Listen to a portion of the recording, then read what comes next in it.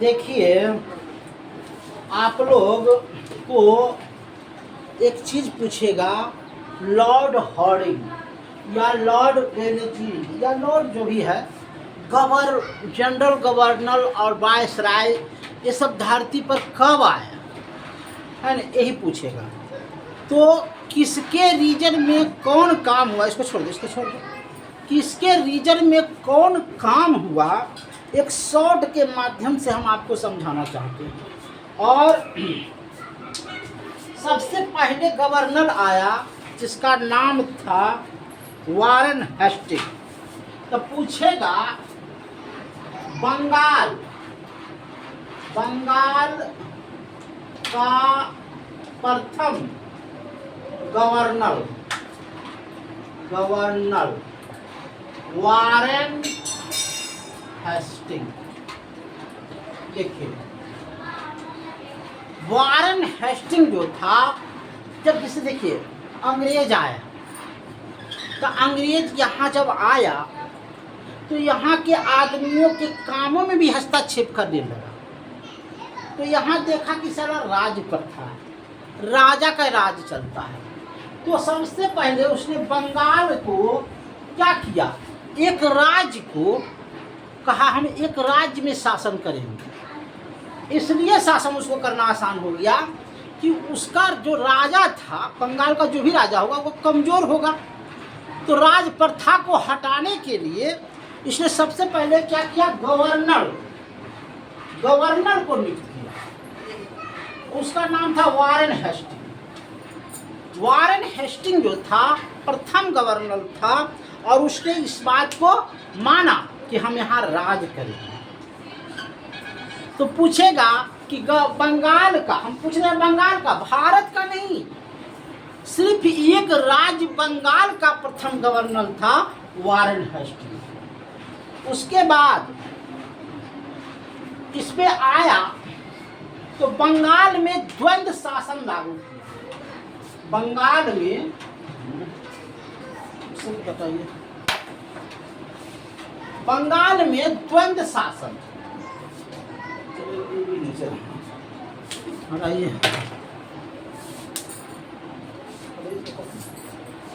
बंगाल में द्वंद्व शासन लागू किया। द्वंद्व शासन जो लागू किया उसका नाम था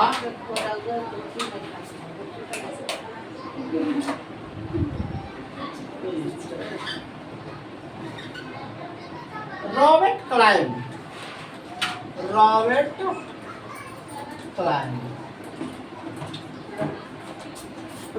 क्लाइव जो था, बंगाल में द्वंद्व शासन लागू किया। द्वंद्व शासन मैंने समझते हो, माने जमीन तुम्हारा रहेगा, जमीन जमींदारों का रहेगा, लेकिन जमींदारों से टैक्स कौन वसूलेगा, तो लॉर्ड क्लाइव। कितना मैंने बुद्धू बनाया है, जरा से समझ लीजिए।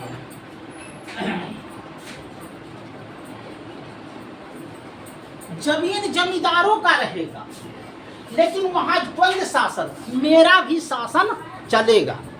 तुम वहां से जमीन को फसल उगाओ और उसमें टैक्स जो देना पड़े, जो भी टैक्स है 1/3% या 1/5%, 0.5% टैक्स होता था, इसको हमको दो। तो यही को कहते थे द्वंद्व शासन।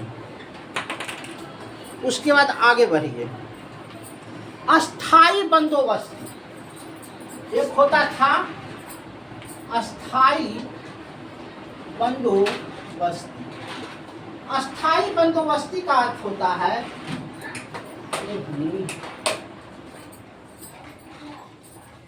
अस्थाई बंदोबस्ती,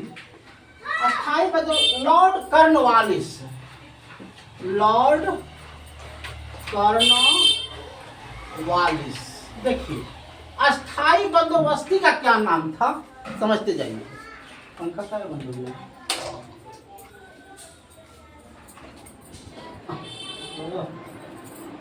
समझाइए या समझने दीजिए भाई साहब, कैसे कर रहे हैं। अस्थाई बंदोबस्ती जो सही देगा, अस्थाई बंदोबस्ती क्या था इसको समझिए। जमींदार की जमींदारी रहेगी, जमींदार की जमींदारी रहेगी। और जमींदार ने जो टैक्स दिया, मान ले जाए कि 100 मन धान हुआ, 100 मन धान हुआ, तो 100 मन में 10 मन जमींदार को दिया जाएगा, 10 मन जमींदार को दिया जाएगा, और 90 मन जो है टैक्स अंग्रेज को दिया जाएगा। तो इसी को कहते थे अस्थाई बंदोबस्ती।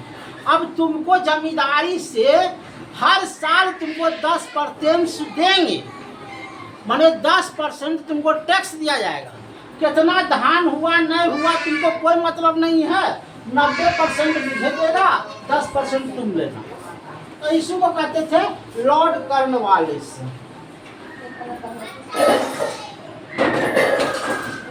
और अंतिम बंगाल का अंतिम governor Lord Canning, Lord Canning, आप समझ जाइए। लॉर्ड कैनिंग जो था 1858 में एक मंगल पांडे था, इसको कहानी समझ जाइए। 1858 की घटना है। इस समय हुआ था क्या कि इस समय भारत क्या हो जाता, आज़ाद हो जाता, भारत आज़ाद हो जाता 1858 में। मंगल पांडे गोली चला दिया था, हिम्मत करके मंगल पांडे ने 2 अंग्रेज को मार दिया था। और मंगल पांडे के साथ बैरकपुर छावनी में, उत्तर प्रदेश के बैरकपुर छावनी में मंगल पांडे ने गोली चलाया, लेकिन मंगल पांडे को कोई साथ हिंदुस्तानी नहीं दिया। 10 मार्च को, हाँ 8 मार्च को 1958 को 1857 को मंगल पांडे को फांसी पड़ा। और जब फांसी पड़ा तब कुल सिपाही ने क्या किया, विद्रोह। उस समय लॉर्ड कॉर्नवालिस था गवर्नर। लॉर्ड कॉर्नवालिस ने ऑर्डर दिया कि मंगल पांडे को फांसी दो, और उसी में सिपाही विद्रोह हो गया। और सिपाही विद्रोह ऐसा हुआ कि कहाँ बोलता, दिल्ली चला गया। और दिल्ली में था में बहादुर शाह जफर द्वितीय, बहादुर शाह जफर द्वितीय को राजा घोषित कर दिया गया। और उस समय अंग्रेज को, गवर्नमेंट को हटाया गया। लेकिन कुछ बोले बुतला जाते हैं, बहादुर शाह जफर द्वितीय को इतना दम नहीं था कि सेना संगठित करे, फिर अंग्रेजों के द्वारा लड़ाई करे, है ने। उसका बेटवा को मुड़िया काट करके उसके सामने पेश कर दिया। बहादुर शाह जफर कुछ नहीं कर सका। कारण इसके पास था कि इसके पास टेक्नोलॉजी था, बंदूक था, बंदूक अच्छा था, तोप था, और सेना सुसंगठित, जिसके कारण अंग्रेज का सामना बिहार के लोग या बैरकपुर के छावनी के लोग नहीं कर सके। तो पुनः क्या हुआ, 1857 में गवर्नर जो था, अब देख लिया था, अंग्रेज समझ गया था इस बात को कि अब पूरे भारत में हम राज करेंगे, बंगाल छोड़ो। तो लॉर्ड कॉर्नवालिस को जो है कहा गया कि अब भारत का वाइस राय बनिए, क्या बनिए, भारत का वाइस राय, गवर्नर। तो आपको पूछेगा कि अंतिम गवर्नर कौन था बंगाल का, तो लॉर्ड कॉर्नवालिस। प्रथम गवर्नर कौन बना, तो लॉर्ड कॉर्नवालिस। और अंतिम जब भारत स्वतंत्र हो गया तो इसका बना कौन, लॉर्ड माउंटबेटन। जब भारत स्वतंत्र हो गया तो बना लॉर्ड माउंटबेटन। समझते जाइएगा। जब भारत स्वतंत्र हो गया तब बना कौन, लॉर्ड माउंटबेटन। लॉर्ड माउंटबेटन चाहता था कि भारत को 2 टुकड़ा कर दे, एक बना दे हिंदुस्तान और एक बना दे पाकिस्तान। तो ये जब तक स्वतंत्र भी हो गया, भारत स्वतंत्र भी हो गया, तब तक ये लॉर्ड माउंटबेटन जो है भारत का गवर्नर रहा। कितना मैंने भारतीयों का शोषण किया, इस बात को समझिएगा। भारत देश आजाद हो गया, फिर भी लॉर्ड माउंटबेटन रहा और उसने पाकिस्तान भारत के दो टुकड़े किए, एक बनाया हिंदुस्तान, दूसरा बनाया पाकिस्तान। और जो आज भी लड़ाई हम लोग लड़ रहे हैं, हिंदुस्तान और पाकिस्तान, ये उसी का किया हुआ है, लॉर्ड माउंटबेटन का किया हुआ। कहता है बंगाल का विभाजन और रेलवे बोर्ड का गठन लॉर्ड कर्जन ने किया था। लॉर्ड कर्जन ये क्या किया, 1905 में बंगाल को दो टुकड़ा कर दिया। बंगाल को दो टुकड़ा इसलिए कर दिया कि इसको राज करने में बन नहीं रहा था। हम कैसे पूरे बंगाल जो था उड़ीसा था और बिहार था, तो 1905 में बंगाल को क्या कर दिया, दो टुकड़ा कर दिया। इसका विरोध लोगों ने किया, लोगों ने विरोध किया, लेकिन विरोध करने से क्या होता है, जब मियाँ बीवी राजी तो क्या करेगा काजी। जब उसी का राज था तो आप लोग विरोध क्या कर सकते हैं। आगे चलिए।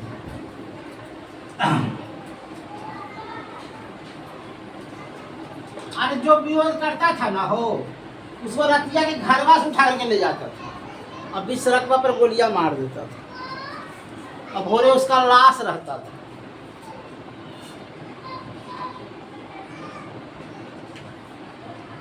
कहता है लिथियोंग, लिथियोंग, लिथियोंग ये जो है सर्वप्रथम पाकिस्तान की मांग किया गया। लिथियोंग जिसमें अथी था, गवर्नर था, तो कोई चौधरी था, उसने पाकिस्तान की मांग किया। जिन्ना नहीं किया, पहले कोई चौधरी मांग किया।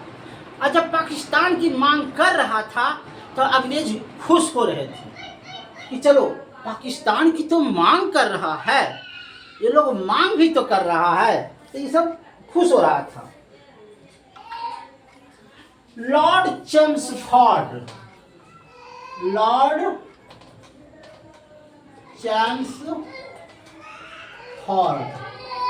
ये ऐसा आदमी था जिसमें जलियांवाला बाग हत्याकांड हुआ।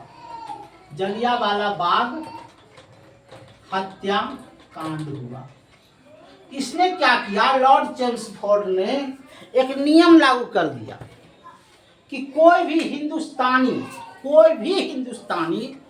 मीटिंग नहीं कर सकता, मीटिंग नहीं कर सकता। तो उस समय टेलीफोन नहीं था, समाचार पत्र नहीं था, इसने रात में लागू कर दिया। और चिंकू और पिट्टू ऐसी कोई दो अच्छी था, बिना मतलब के पंजाब से उसको गिरफ्तार करके लेके चला गया। लाइन कैसे कट गया बेटी चल। तो उसने क्या किया, चिंकू पिक्कू ऐसे था, और 13 अप्रैल है न 1829 को जलियांवाला बाग हत्याकांड, जलियांवाला गांव था, वहां इकट्ठे हुए। लॉर्ड चेम्सफोर्ड ने क्या कर दिया, गोली चलाने का ऑर्डर दे दिया, और उसमें 1600 आदमी को मौत हो गई।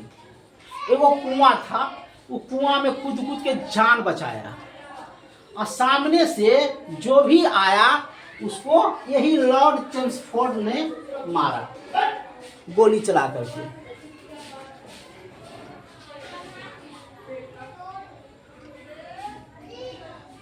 कहता है कि 1829 की कहानी है।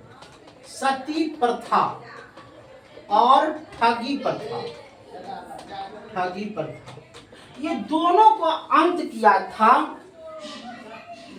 William betting, William betting. जरा से चालू कर दो लाइन बैटरी से, गर्मी लग रहा है। लॉर्ड विलियम बेटिंग ने क्या किया, सती प्रथा और ठगी प्रथा ये दोनों का अंत किया। कब किया? 1829 में। याद हो जाएगा आप लोग को, ऐसा नहीं है कि नहीं याद होगा। तो प्रथम फैक्ट्री पूछेगा कि 1854 में प्रथम फैक्ट्री कहाँ लगा था? मुंबई में। कहाँ लगा था? मुंबई में। कौन लगाया था? तो लॉर्ड रिपन। हमेशा लॉर्ड लिखा रहेगा, लॉर्ड बने होता था ना, ये लोग बहुत पढ़ा लिखा आदमी है, इसीलिए इसके आगे लॉर्ड रखा जाता था, है ना, लॉर्ड। और रिपन जो था गवर्नमेंट था, गवर्नर था। तो इसने क्या कर दिया कि प्रथम फैक्ट्री मुंबई में, सूरत में नहीं, सूरत में दोबारा चालू हुआ। प्रथम फैक्ट्री मुंबई में। क्यों मुंबई में चालू हुआ? क्योंकि यहाँ कपास की मात्रा ज़्यादा था। मुंबई में कपास की मात्रा ज़्यादा था, जिसके कारण यहाँ हमको कच्चे माल मिल जाते थे। जैसे वस्त्र है ना, तो कपास से बना हुआ है। टायर है जो कपास से बना हुआ है। अलकतरा है जो कपास से बना हुआ है। तो यही सब जो है मुंबई में इसकी खेती होती है। मुंबई जाइएगा तो वहाँ ज्वालामुखी है, और ज्वालामुखी से एक लावा निकलता है जो खेतों में फैल जाता है। ज्वालामुखी जो होता है उससे एक लावा निकलता है जो खेतों में फैल जाता है, और इतना फैलता है कि कई लाख किलोमीटर तक फैलता है, और उस काली मिट्टी हो जाती है। और उस काली मिट्टी में स्वतः माने कपास रोप दीजिएगा तो कपास होगा, कपास से कपड़ा, कपड़ा से अलकतरा, अतरा से पीते ही सब होता है। तो लॉर्ड रिपन ने सबसे पहले ये खोला। आगे बढ़िए। कहता है 1920 में अलीगढ़ मुस्लिम विश्वविद्यालय किसने खोला? लॉर्ड चेम्सफोर्ड ने खोला। लॉर्ड चेम्सफोर्ड ने खोला। देखिए इसको, कहानी को समझिए। अलीगढ़ मुस्लिम विश्वविद्यालय कहाँ है? बनारस में। अब बनारस कहाँ है? उत्तर प्रदेश में। और इसी में 1920 में महात्मा गांधी सर्वप्रथम लोगों से भाषण दिए थे। 1920 में कहाँ दिए थे भाषण? महात्मा गांधी यहाँ भाषण दिए थे। लेकिन महात्मा गांधी सर्वप्रथम कहाँ मुलाकात हुई थी? तो चंपारण में। देखिए भुला देगा, चंपारण में कौन आया था? तो राजकुमार शुक्ला। इस चीज को समझिए। महात्मा गांधी बनारस में स्पीच दिए थे 1920 में, लेकिन चंपारण में राजकुमार शुक्ला के कहने पर क्या किए थे? 3 कठिया प्रणाली 3/20। ऐसा क्यों? मती चालू करवा दें। अच्छा ठीक है। 3/20 जो है 3 कठिया प्रणाली जो है, इसको समाप्त करने के लिए महात्मा गांधी ने आंदोलन किया था। तो उस समय का था क्या? Lord Chelmsford. कौन था? तो लॉर्ड चेम्सफोर्ड। अभी तो लाइव नहीं है आजकल, इतना ही है ना। पढ़ाएंगे तो दिल से पढ़ाएंगे, और नहीं तो नहीं पढ़ाएंगे। है नहीं, इसलिए कल हम इतना आधा कर देंगे। लाइन नहीं, गर्मी लग रहा है नहीं, इतना जो भी समझाएंगे आपके दिमाग में बैठ जाए, दिमाग में बैठ जाए। ऐसे पढ़ा के ऐसे निकल जाएंगे तो क्या फ़ायदा। धन्यवाद।